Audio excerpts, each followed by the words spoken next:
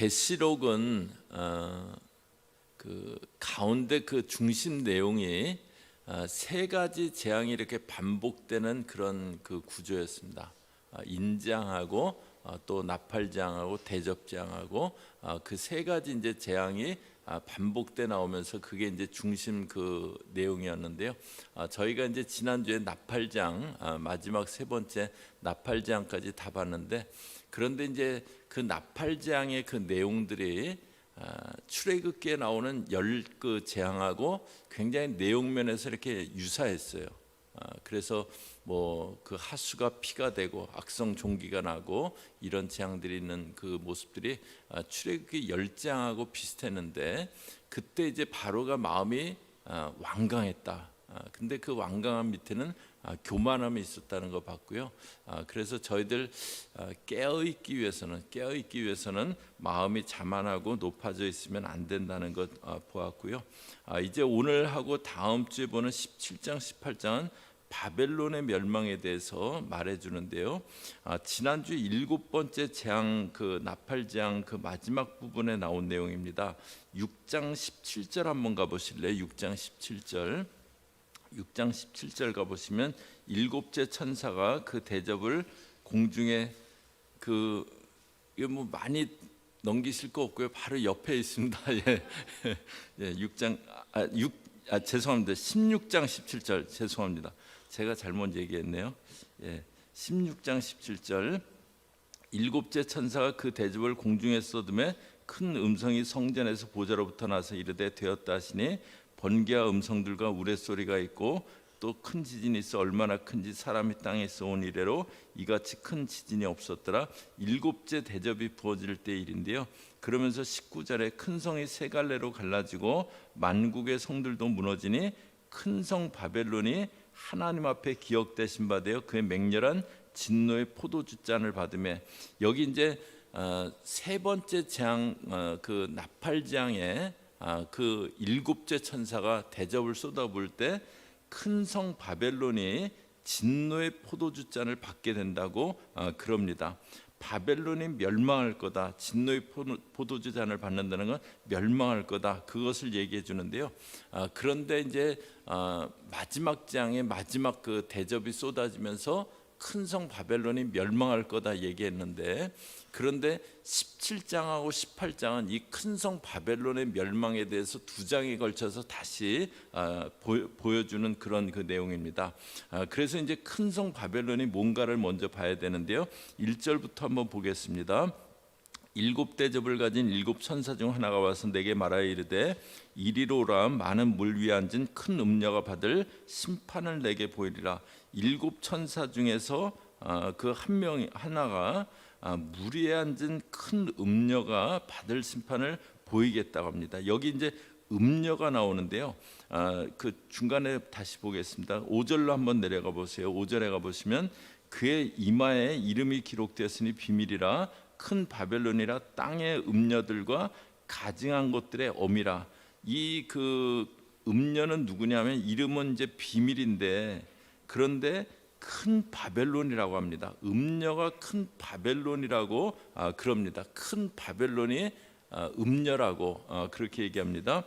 그러면서 이제 3절에 가보면 그 음녀의 모습이요. 3절에 성령으로 나를 데리고 광야로 가니라. 내가 보니 여자가 붉은빛 짐승을 탔는데, 음녀가 이제 붉은빛 짐승을 탔는데 그 짐승의 몸에 하나님을 모독하는 이름들이 가득하고 7머리와 10뿔이 있으며, 여자가 이제 붉은 짐승을 탔는데 그 짐승은 7머리하고 10뿔이 있다고 합니다.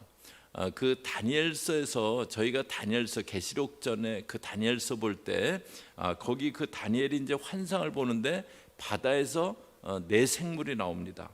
첫째는 사자 같고 뭐 둘째는 곰 같고 하면서 넷째가 10뿔이 있었다고 하는데요. 그런데 계시록 13장에서 이 장면이 나왔습니다. 저희 조금 몇 장 앞으로 가서 13장 1절 한번 보실래요? 13장 1절 찾으신 분들은 같이 한번 13장 1절 같이 읽겠습니다. 시작. 내가 보니 바다에서 한 짐승이 나오는데 뿔이 10이요 머리가 7이라 그 뿔에는 10왕관이 있고 그 머리들에는 신성 모독하는 이름들이 있더라. 다니엘의 10뿔 가진 짐승이 있었는데 여기 이제 계시록에도 동일하게 바다에서 나오는 10뿔 가진 짐승이 나옵니다. 그런데 이제 다니엘서를 볼 때 그 네 짐승이 순차적으로 나오는 네 짐승의 첫째는 바벨론, 둘째는 메데바사, 셋째는 헬라 제국, 넷째는 로마 제국이다. 그걸 보았는데요. 그러니까 여기 짐승은 누구냐면 그 다니엘하고 계시록에 나오는 짐승은 세상의 제국을 얘기합니다. 그런데 또 여기 음녀도 바벨론이라 그랬어요. 여기 이제 계시록 17장에서 말하는 바벨론은 여기 17장에 나오는 바벨론, 18장에 나오는 바벨론은 로마 제국을 1차적으로는 로마 제국을 얘기합니다. 바벨론은 이제 처음에 니무롯이 신할 평지에 바벨탑을 쌓고 자기 그 바벨 제국을 건설하잖아요. 그 바벨탑을 하나님이 언어를 혼잡케 하셔서 무너뜨리는데요. 그런데 이제 느부갓네살에 의해서 그 바벨론 제국이 다시 부활됐습니다.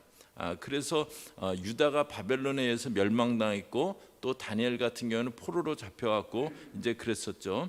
이 바벨론은 계속 역사 속에 나타나는 하나님을 대항하는 세상의 제국을 말합니다. 그래서 이제 계시록을 쓸 때 바벨론은 로마 제국을 얘기해요.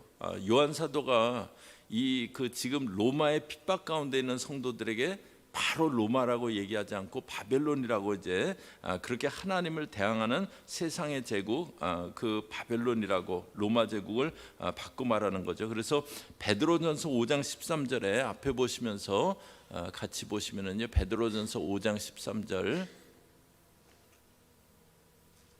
예, 저희 같이 읽습니다. 시작.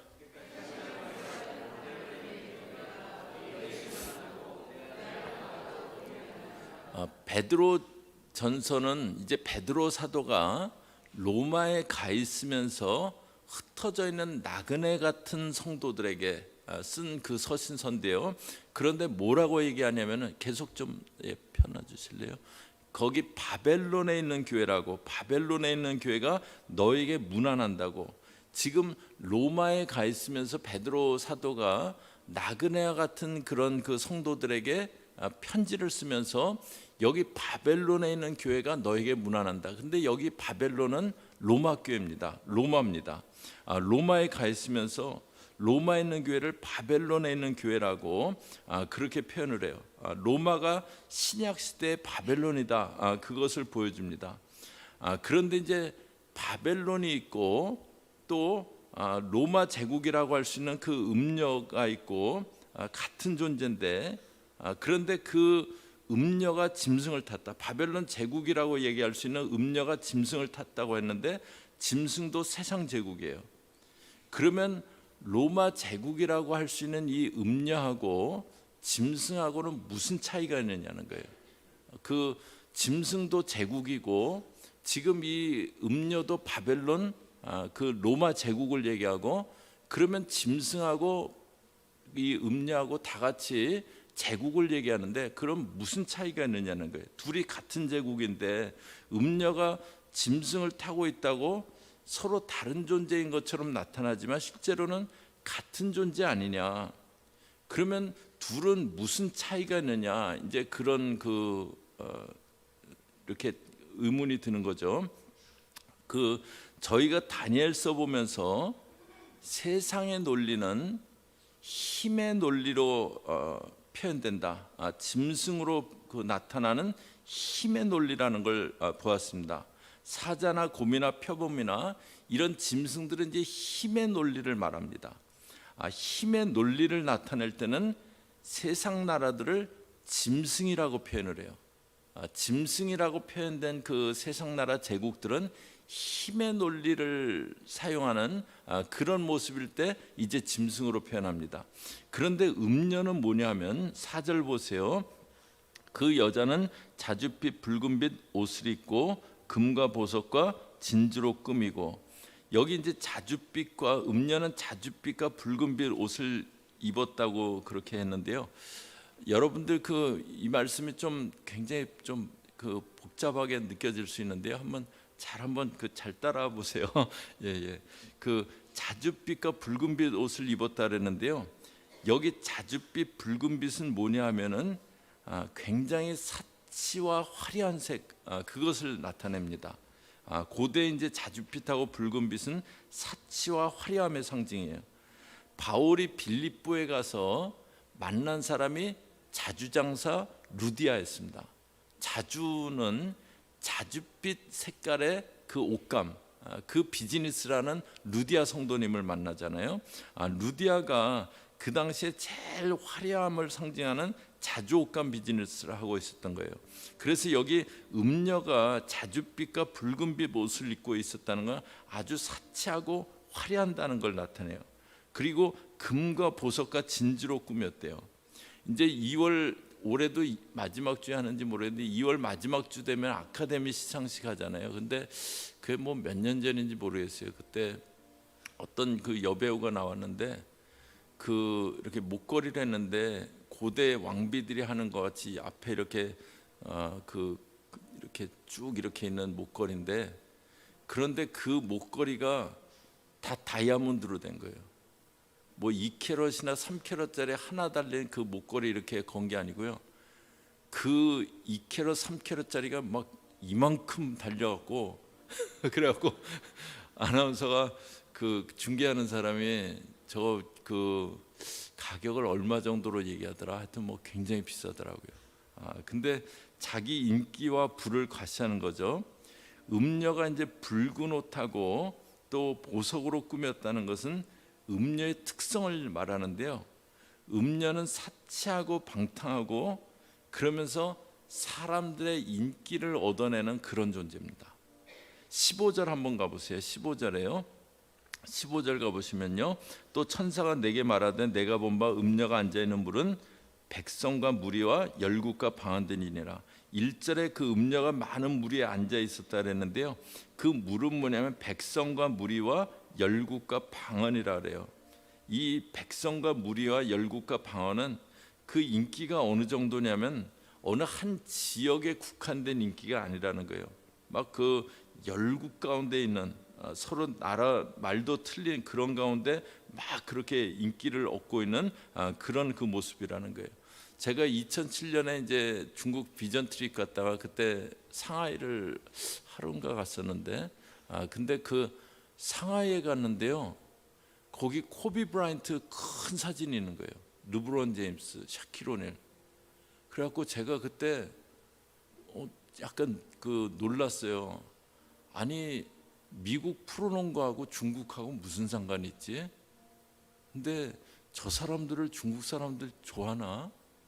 근데 좋아하니까는 그렇게 그 상하이 거리에 막 크게 걸어놨겠죠. 미국 그 농구 선수는 그냥 미국 선수가 아니고 세계 스타구나. 이제 그때 그런 생각하면서 하여튼 상하이 거리에 그 미국 그 농구 선수 사진들이 막 크게 붙어 있는 거 보면서 그때 참 이렇게 마음에 놀랐었는데요.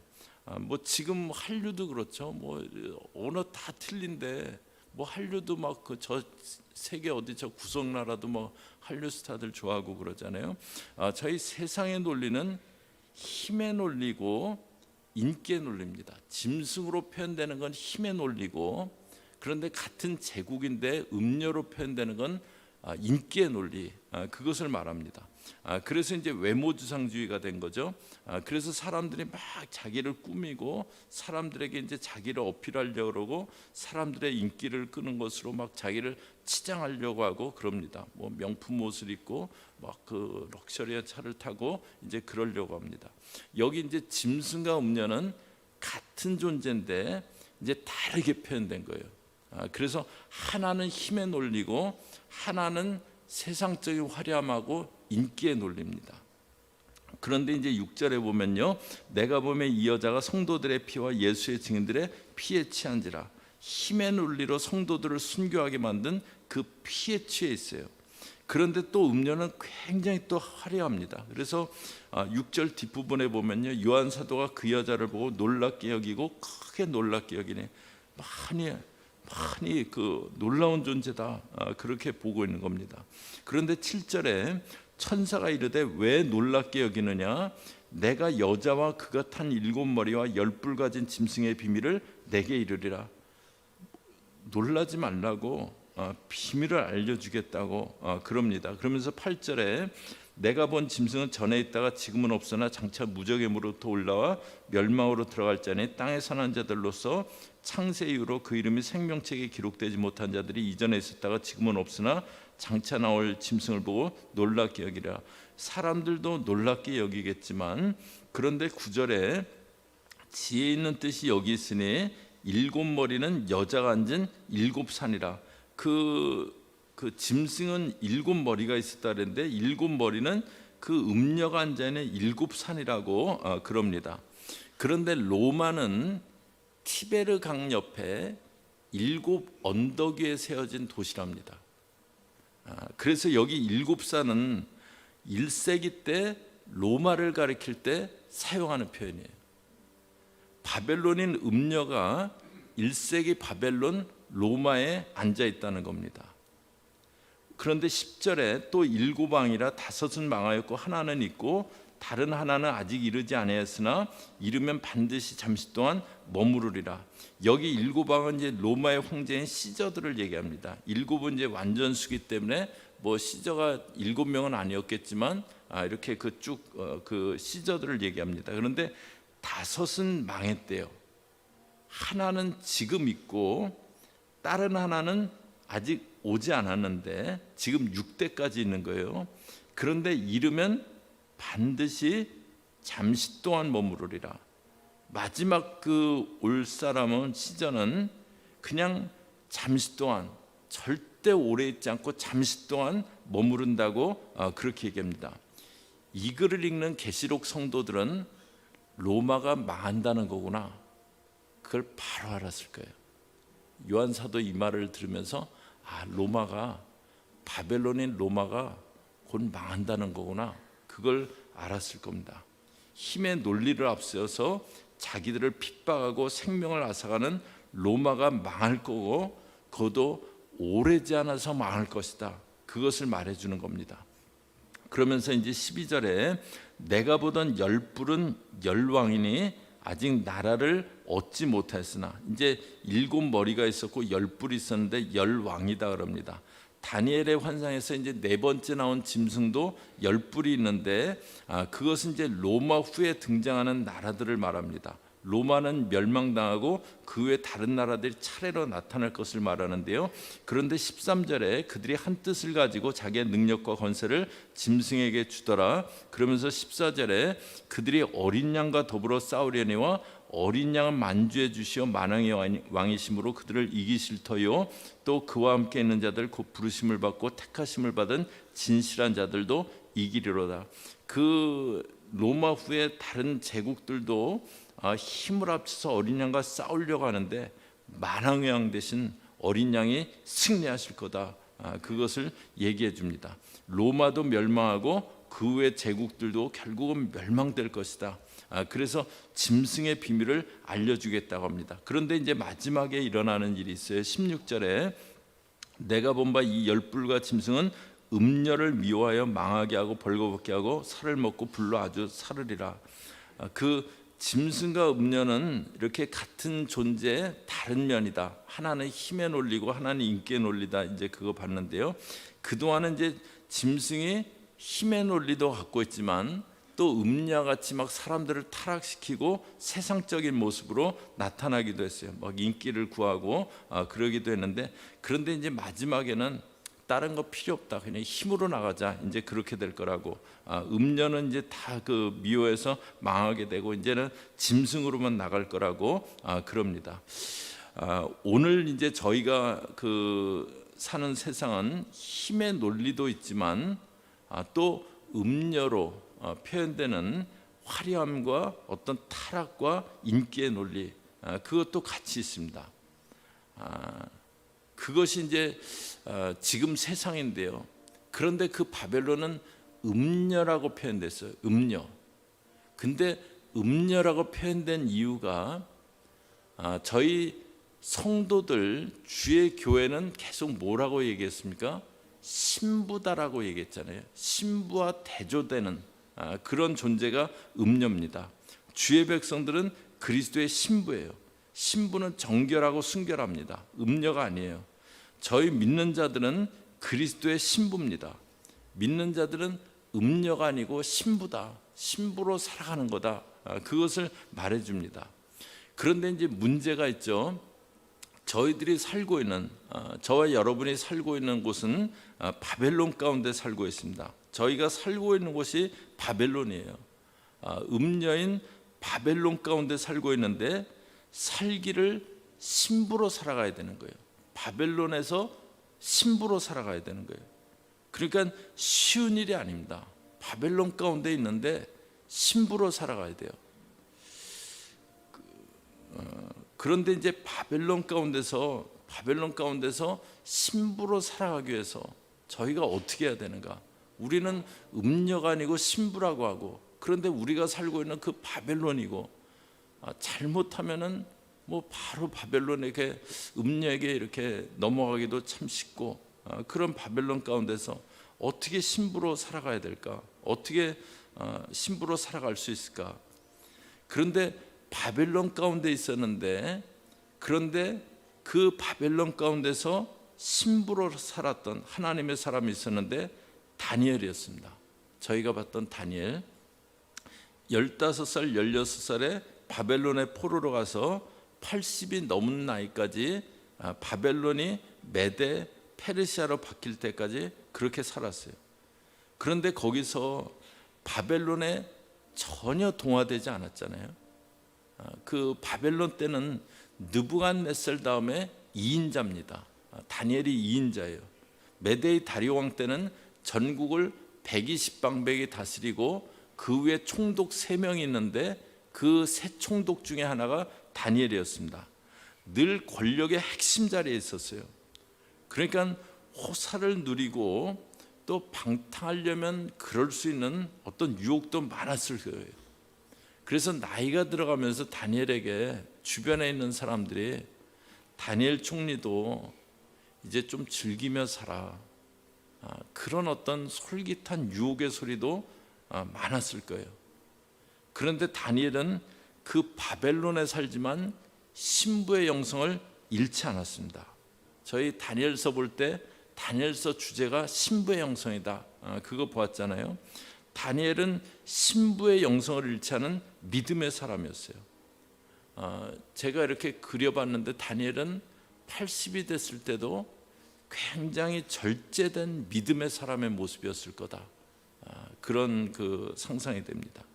그런데 다니엘이 그럴 수 있었던 이유를 발견할 수 있는 표현이 있습니다. 다니엘서 6장 10절이요. 저희 잘 아는 구절이죠. 같이 읽습니다. 시작. 다니엘이 이 조서에 왕의 도장이 찍힌 것을 알고도 자기 집에 돌아가서는 윗방에 올라가 예루살렘으로 향한 창문을 열고 전에 하던 대로 하루 3번씩 무릎을 꿇고 기도하며 그의 하나님께 감사했더라. 다니엘은 바벨론에 살고 있어요. 그런데 다니엘은 예루살렘을 향한 창이 열려 있었다 그래요. 그 창을 열고 전에 하던 대로 하루 3번씩 무릎 꿇고 기도했다고 합니다. 바벨론에 살고 있지만 예루살렘을 향한 창, 하나님을 향한 창이 열려 있었고 기도의 창이 다니엘은 열려 있었습니다. 그래서 다니엘은 신부의 영성을 잃지 않습니다. 저희가 바벨론에 살지만 어떻게 신부로 살아갈 수 있는가? 예루살렘을 향한 그 창이 닫히면 안 됩니다. 예루살렘을 향한 예배와 기도의 창이 닫히면 안 됩니다. 기도의 창이 열어져 있는 사람이 바벨론 가운데 살아가고 있지만 신부로 살아갈 수 있습니다. 또 한 사람 바벨론에 살았지만 그런데 신부로 살았던 또 다른 사람이 아까 봤던 베드로예요. 베드로 사도가 로마에 가서 이제 순교하잖아요. 로마에 가서 있다가 순교를 합니다.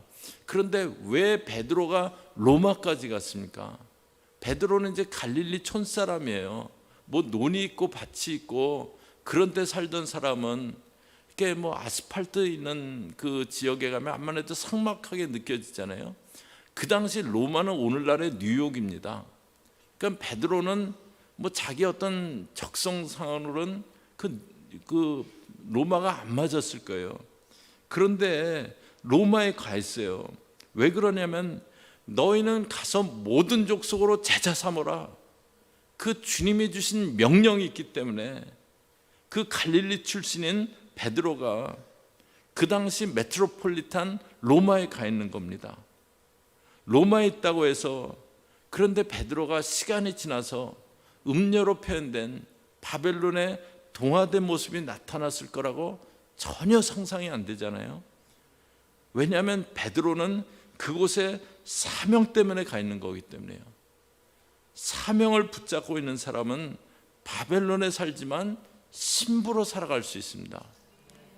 저희 이렇게 이 땅에 저희들 두신 이유가 그냥 저희들 바로, 여러분들 그런 그 마음 간혹 안 드세요?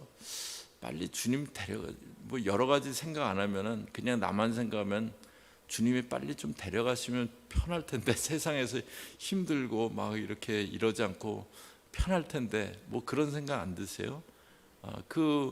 이렇게 저희들 그런데 이 땅에 있는 이유가 주님이 아직 맡기신 사명이 있기 때문에 안 데려가시는 거잖아요. 그러니까 그런데 그 사명을 놓치고 있으면은요, 그냥 바벨론에 살다가 어느 틈에 바벨론으로 끌려 들어가는 거예요. 나도 뭔가 좀 약간 사치도 해야 될 것 같고, 뭔가 좀 그럴듯하게 보이기도 해야 될 것 같고, 뭐 그러면서 쑥 넘어가는 거예요. 그런데 사명 붙잡고 있는 사람은 내가 바벨론에 사는 이유, 그것은 사명 때문에 산다. 그거 알기 때문에 신부로서 살아가게 됩니다.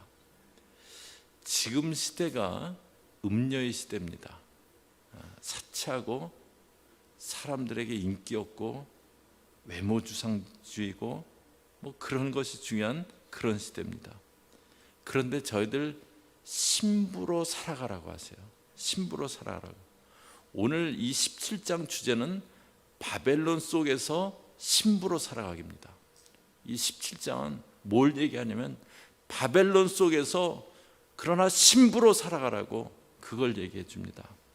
저와 여러분은 바벨론에 살지만 예루살렘을 향한 창이 늘 열려 있고, 그리고 저희들의 사명을 꽉 붙잡고, 그래서 바벨론에 살지만 바벨론에 동화되는 게 아니라 그리스도의 신부로 살아가는 저와 여러분 되시기를 주의 이름으로 축복합니다. 같이 기도하겠습니다.